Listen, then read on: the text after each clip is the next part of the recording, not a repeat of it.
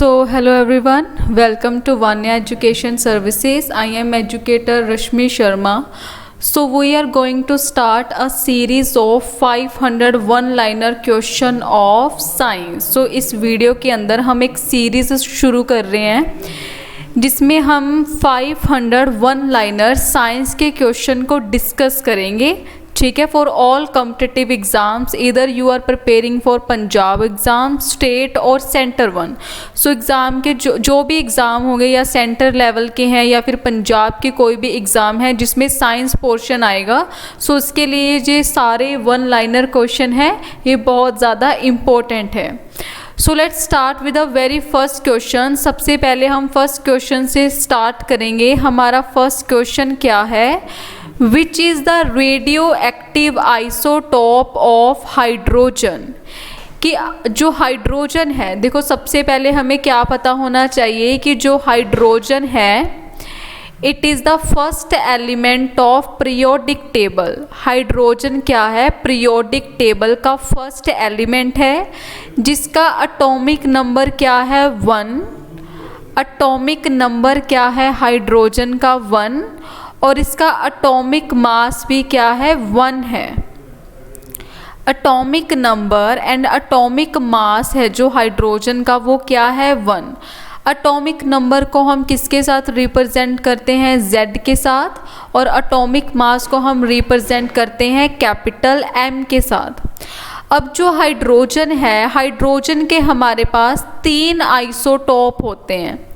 जो हाइड्रोजन है, हाइड्रोजन के कितने आइसोटोप हैं? 3 आइसोटोप. बेसिकली आइसोटोप होता क्या है? आइसोटोप का मतलब है कि किसी भी एलिमेंट के same atomic number, element has same atomic number और different mass number. Same atomic number and different mass number. Different mass number. देखो फॉर एग्जाम्पल हमारे पास हाइड्रोजन है. हाइड्रोजन का जो सिंबल है दैट इज H. और जो एटॉमिक नंबर है, एटॉमिक नंबर को हम रिप्रेजेंट करते हैं Z के साथ और एटॉमिक मास को हम रिप्रेजेंट करते हैं M के साथ. सो आइसोटोप का मतलब क्या होता है कि जो एलिमेंट है उसका एटॉमिक नंबर सेम होगा लेकिन जो उसका एटॉमिक मास है वो क्या होगा? डिफरेंस. सो जो हाइड्रोजन एलिमेंट है, हाइड्रोजन एलिमेंट के हमारे पास 3 आइसोटोप होते हैं. फर्स्ट आइसोटोप का नाम है प्रोटियम. फर्स्ट आइसोटोप जो है that is protium. Second one is deuterium. और third one is tritium. Protium का जो सिंबल है that is H11, deuterium is H12, tritium is H13. So जो हमारा क्वेश्चन है वो क्या है? Which is the radioactive isotope of hydrogen. कि जो हाइड्रोजन का कौन सा आइसोटोप है जो कि रेडियो एक्टिव है?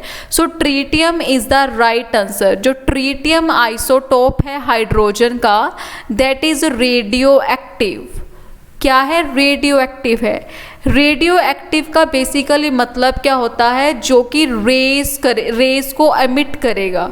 जो एलिमेंट रेस को एमिट करता है, कौन कौन सी रेस?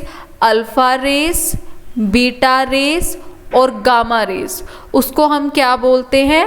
Radio active element. अगर कोई भी एलिमेंट 3 रेस को एमिट करेगा, अल्फा रेस, बीटा रेस और गामा रेस, उसको हम क्या बोलते हैं? रेडियो एक्टिव एलिमेंट बोलते हैं. सो हाइड्रोजन के हमारे पास 3 आइसोटोप हैं, protium, deuterium and tritium. So tritium is the radioactive isotope of hydrogen. और जो हाइड्रोजन है ये एक गैस है जिसका एटॉमिक नंबर क्या होता है? 1.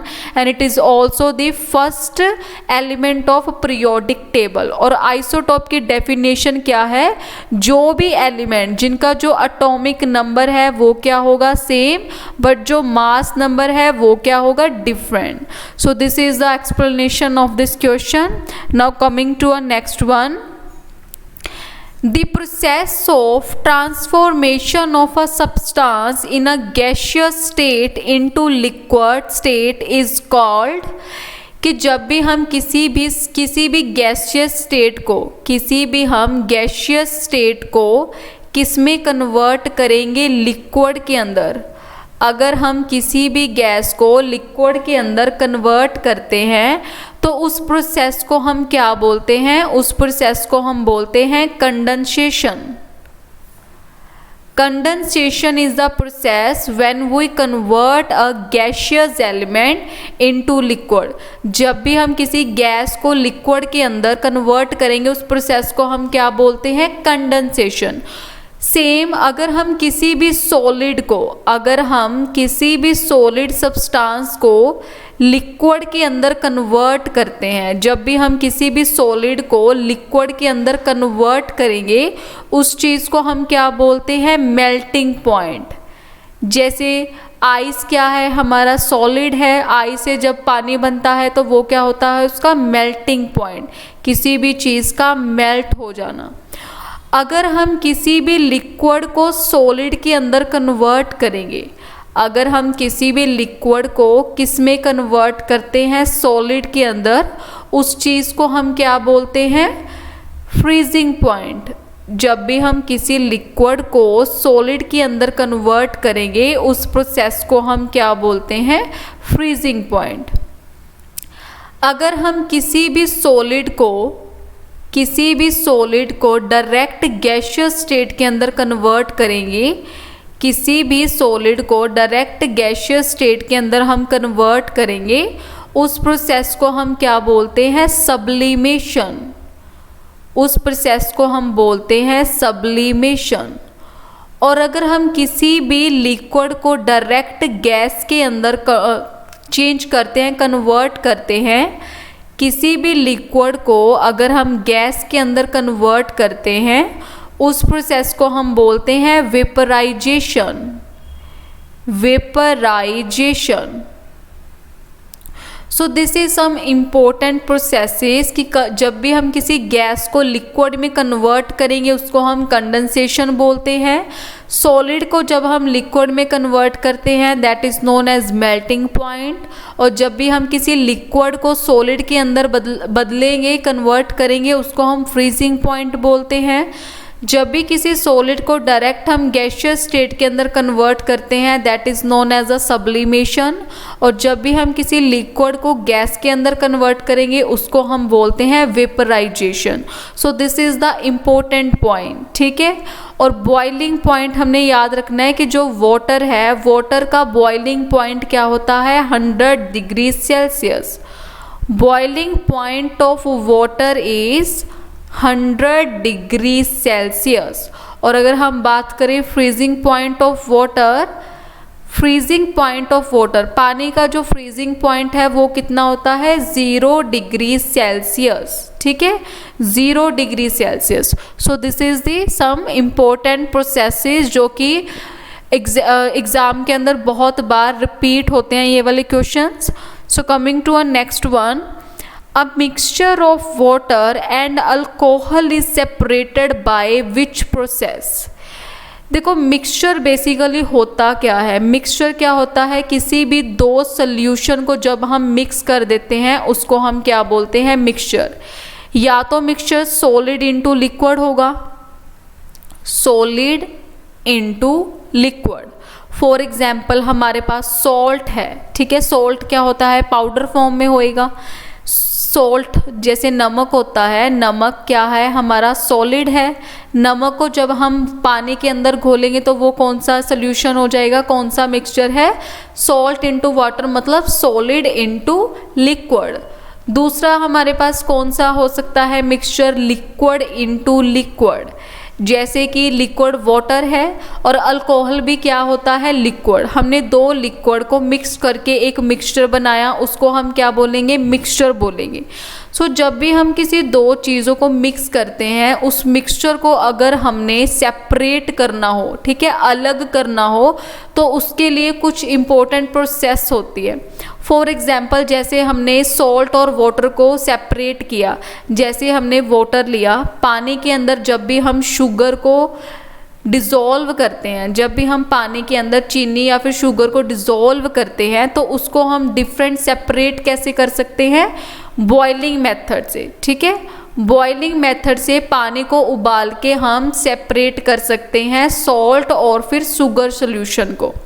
अगर हम बात करें वाटर और अल्कोहल की, सो जब हम पानी और अल्कोहल को मिक्स करते हैं, बाद में हमने इसको सेपरेट करना है, अगर अलग करना है तो कौन सी प्रोसेस के साथ हम इसको सेपरेट कर सकते हैं, by distillation process.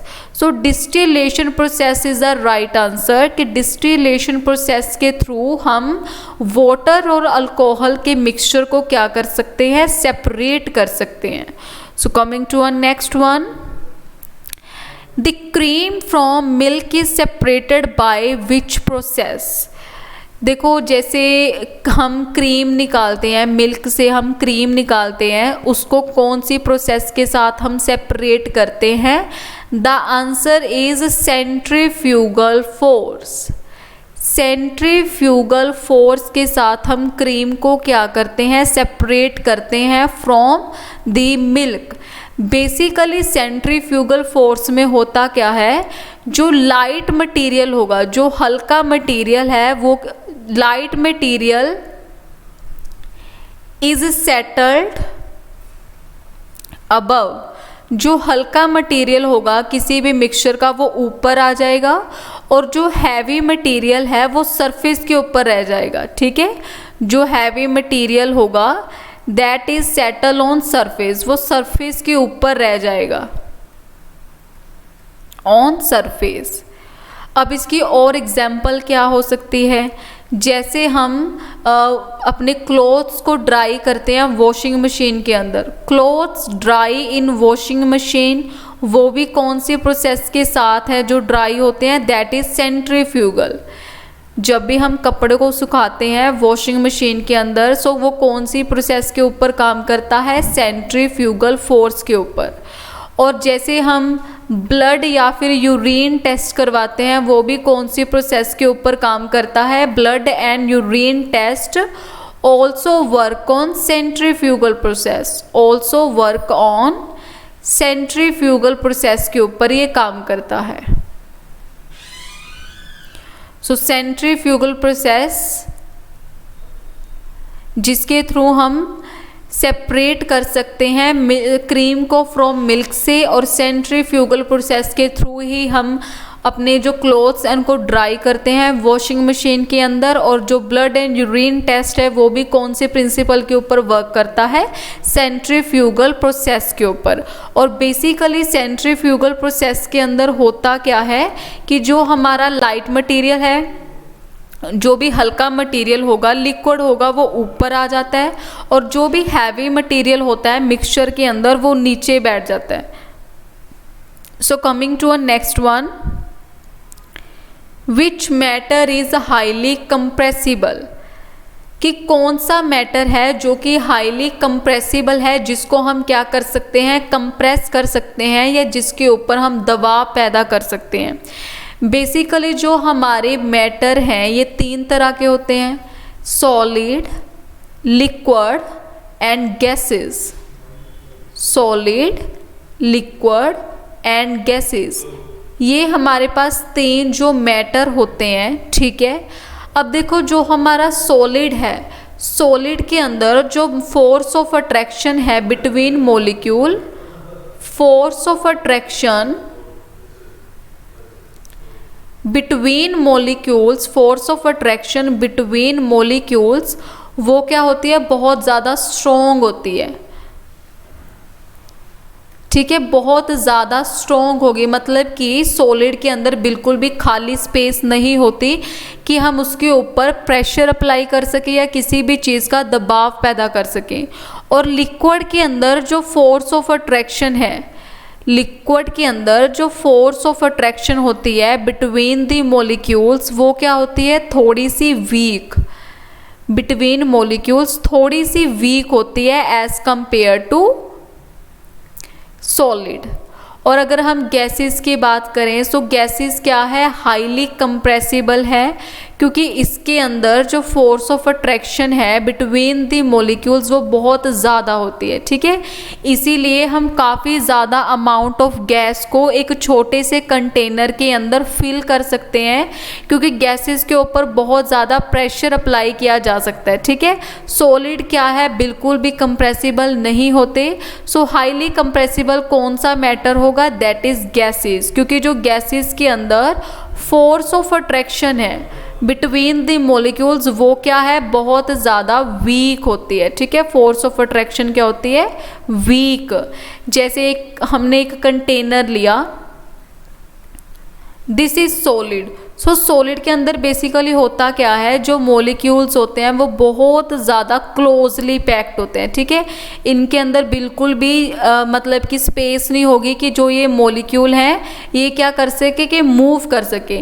But liquid के अंदर थोड़ी सी स्पेस होती है, ठीक है, ताकि हम इसके ऊपर प्रेशर अप्लाई कर सकते हैं लिक्विड के अंदर। और गैसेस के अंदर जो मॉलिक्यूलर स्पेस है वो बहुत ज़्यादा होती है, ठीक है। इसलिए गैसेस के ऊपर जो प्रेशर है उसको बहुत ज़्यादा अप्लाई किया जा सकता है। So that is why gases are highly compressible. So coming to a next question, which element has equal number of proton and neutron. So कौन सा एलिमेंट है जिसके प्रोटॉन और न्यूट्रॉन दोनों क्या होते हैं, इक्वल होते हैं। अभी हमने पढ़ा, फॉर एग्जाम्पल हमारे पास कोई भी एलिमेंट है, ठीक है, पीरियोडिक टेबल के अंदर काफ़ी सारे हमारे पास एलिमेंट होते हैं। सो कोई भी एलिमेंट है उसके पैर में क्या होगा, एटॉमिक नंबर। पैर में हम क्या लिखते हैं, एटॉमिक नंबर, अभी हमने पढ़ा। और एटॉमिक नंबर को हम जेड के साथ, कैपिटल जेड के साथ रिप्रेजेंट करते हैं। उसके बाद ऊपर हम लिखते हैं मास नंबर। मास नंबर को बेसिकली किस चीज़ के साथ रिप्रेजेंट किया जाता है, कैपिटल एम के साथ। फॉर एग्जाम्पल हम सबको पता है कि वी इनहेल ऑक्सीजन गैस, हम कौन सी गैस लेते हैं, ऑक्सीजन। सो ऑक्सीजन भी क्या है, पीरियोडिक टेबल का एक एलिमेंट है। और ऑक्सीजन को हम किसके साथ रिप्रेजेंट करते हैं, ओ के साथ रिप्रेजेंट करते हैं, ठीक है। और ऑक्सीजन का एटॉमिक नंबर क्या है, 8 है। और ऑक्सीजन का एटॉमिक मास क्या है, 16 है। सो जो हमारा एटॉमिक नंबर होता है, एटॉमिक नंबर जिसको हम किसके साथ रिप्रेजेंट करते हैं, जेड के साथ, ये किस चीज़ को रिप्रेजेंट करता है, number of proton and electron. Atomic number का मतलब क्या होता है, number of proton plus number of electron in an element. किसी भी एलिमेंट के अंदर कितने प्रोटॉन है, कितने इलेक्ट्रॉन है, उसके कॉम्बिनेशन को हम क्या बोलते हैं, एटॉमिक नंबर। और अगर हम एटॉमिक मास की बात करें, एटॉमिक मास जिसको हम m के साथ रिप्रेजेंट करते हैं, ठीक है, ये किसको रिप्रेजेंट करता है, न्यूट्रॉन को। सो जब भी हम z में से m को माइनस करेंगे तो हमारे पास क्या आ जाता है, नंबर ऑफ न्यूट्रॉन आ जाते हैं। जब भी हम एटॉमिक नंबर को एटॉमिक मास से माइनस करेंगे हमारे पास नंबर ऑफ न्यूट्रॉन आ जाएगा। तो हमारा क्वेश्चन है कि विच element has equal number of proton and neutron. अभी हमने डिस्कस किया कि जो हाइड्रोजन है, हाइड्रोजन का जो हमारा सेकंड आइसोटॉप है ड्यूट्रियम, ठीक है, जिसका हमारे पास एटॉमिक नंबर 1 है, एटॉमिक मास क्या होता है, 2। सो जब हम 2 में से 1 माइनस करेंगे हमारे पास कितने नंबर ऑफ न्यूट्रॉन आ गए, 1। सो इसमें प्रोटॉन भी कितने हैं, 1 है, क्योंकि एटॉमिक नंबर किसको रिप्रेजेंट करता है, नंबर ऑफ प्रोटॉन को। और न्यूट्रॉन भी कितने हो गए, 1। सो ड्यूट्रियम क्या है, इसका राइट आंसर है, जिसके अंदर same number of, equal number of proton होते हैं और इक्वल नंबर ऑफ इलेक्ट्रॉन होते हैं। So coming to a next question, who developed the atom bomb. So जो एटम बॉम्ब है, ठीक है, एटम बॉम्ब की जो इन्वेंशन है किसने की थी। सो एटम बॉम्ब को जो डेवलप किया था वो किया था रॉबर्ट ओपनहाइमर ने। रॉबर्ट ओपनहाइमर ने क्या किया था, एटम बॉम्ब को इन्वेंट किया था। अब बेसिकली जो एटॉमिक बॉम्ब है इसके अंदर कौन सी प्रोसेस होती है? एटॉमिक बॉम्ब के अंदर फिजन प्रोसेस होती है। फिजन का बेसिकली मतलब क्या होता है? Uncontrolled division. अनकंट्रोल्ड डिवीजन को हम क्या बोलते हैं? फिजन बोलते हैं। और एटॉमिक बॉम्ब के अंदर हमने कौन सा एलिमेंट यूज़ किया था? That is uranium 235। यूरेनियम 235 एक एलिमेंट है जो कि रेडियो एक्टिव एलिमेंट है। रेडियो एक्टिव एलिमेंट को हम एटॉमिक बॉम्ब के अंदर यूज़ करते हैं, ठीक है। और एटॉमिक बॉम्ब के अंदर प्रोसेस कौन सी होती है? फिजन, जिसका मतलब है अनकंट्रोल्ड डिवीज़न। फॉर एग्जाम्पल हमारे पास यूरेनियम 235 एक एलिमेंट है। जब फिजन प्रोसेस स्टार्ट होगी तो ये दो एलिमेंट के अंदर ब्रेक हो जाएगा। फर्दर ये जो एलिमेंट्स है वो फर्दर डिवीज़न हो जाएगी। तो ये अनकंट्रोल्ड डिवीज़न है जो कि कॉन्टिन्यूसली चलती रहती है, ठीक है। सो जो एटॉमिक बॉम्ब है that is developed by Robert Oppenheimer और इसके अंदर फिजन प्रोसेस होती है। और एटॉमिक बॉम्ब के अंदर हम कौन सा एलिमेंट यूज़ करते हैं? Uranium 235। So coming to our next question, that the value of Avogadro number. Basically Avogadro number होता क्या है? Number of molecules in a one atom. Number of molecules in one atom. कि एक atom के अंदर कितने सारे जो मॉलिक्यूल्स है, कितने मॉलिक्यूल्स होते हैं। सो बेसिकली एवोगैड्रो जो नंबर है इसको हम रिप्रेजेंट करते हैं कैपिटल ए के साथ, ठीक है। कैपिटल ए के साथ एवोगैड्रो नंबर को हम रिप्रेजेंट करते हैं। और एक एटम के अंदर कितने मॉलिक्यूल होते हैं? दैट इज 6.022 10⁻23 मॉलिक्यूल्स, ठीक है। सो this is the right answer कि जो एवोगैड्रो नंबर की वैल्यू है वो कितनी है? 6.022 10⁻23 कि एक एटम के अंदर 6.022 10⁻23 मॉलिक्यूल्स होते हैं। So the next one is who discovered the element proton, electron and neutron? अब देखो हमारे पास 3 एलिमेंट होते हैं न्यूक्लियस के अंदर, ठीक है। एक तो हमारे पास होता है इलेक्ट्रॉन।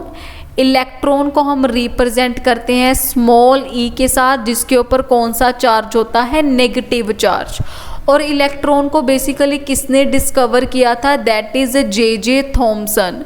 जे थॉमसन ने इलेक्ट्रॉन को क्या किया था? डिस्कवर किया था। और इलेक्ट्रॉन के ऊपर कौन सा चार्ज होता है? Negative charge. सो अगर हम बात करें इलेक्ट्रॉन के ऊपर चार्ज कितना होता है? That is 1.6 × 10⁻⁻19 coulomb. सी का मतलब क्या होता है? कूलम, जो कि चार्ज की यूनिट है। उसके बाद नेक्स्ट जो हमारा एलिमेंट है दैट इज प्रोटॉन। प्रोटॉन के ऊपर कौन सा चार्ज होता है? Positive charge. और प्रोटॉन को किसने डिस्कवर किया था? प्रोटॉन को डिस्कवर किया था रदरफोर्ड ने, ठीक है। रदरफोर्ड ने प्रोटॉन को डिस्कवर किया था।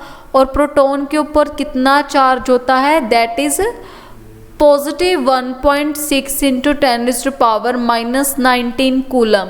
इलेक्ट्रॉन और प्रोटॉन के ऊपर जो चार्ज है वो सेम होता है, बट इलेक्ट्रॉन के ऊपर जो चार्ज है वो नेगेटिव होगा और प्रोटॉन के ऊपर चार्ज है वो पॉजिटिव होगा। उसके बाद हमारा नेक्स्ट एलिमेंट क्या है? न्यूट्रॉन है। न्यूट्रॉन के ऊपर बेसिकली कोई चार्ज नहीं होता। न्यूट्रॉन का मतलब क्या है? न्यूट्रल है। और न्यूट्रॉन किसने डिस्कवर किया था? चैडविक ने न्यूट्रॉन को डिस्कवर किया था। और न्यूट्रॉन के ऊपर जो चार्ज है वो कितना होता है? That is 0। न्यूट्रॉन का मतलब क्या होता है? न्यूट्रल, जिसके ऊपर कोई भी चार्ज नहीं होगा। So the last question is who invented the dynamite? कि डायनामाइट को किसने इन्वेंट किया था? बेसिकली जो डायनामाइट है, डायनामाइट क्या है? That is explosive. डायनामाइट एक एक्सप्लोजिव है और it is discovered by Alfred Nobel. जो हम पढ़ते हैं हर साल नोबल प्राइज़ दिए जाते हैं ऑन 10th of December। सो 10 दिसंबर को जो नोबल प्राइज़ दिए जाते हैं वो किसकी डेथ एनिवर्सरी की कमेमोरेट में दिए जाते हैं, एल्फ्रेड नोबल। एल्फ्रेड नोबल ने एक एक्सप्लोजिव को क्या किया था, इन्वेंट किया था, जिसका नाम था dynamite. So dynamite was discovered by Alfred Nobel. So these are some very important question of science. So in the next video हम साइंस के कुछ और मोस्ट इंपॉर्टेंट क्वेश्चन को डिस्कस करेंगे। So till then thank you so much.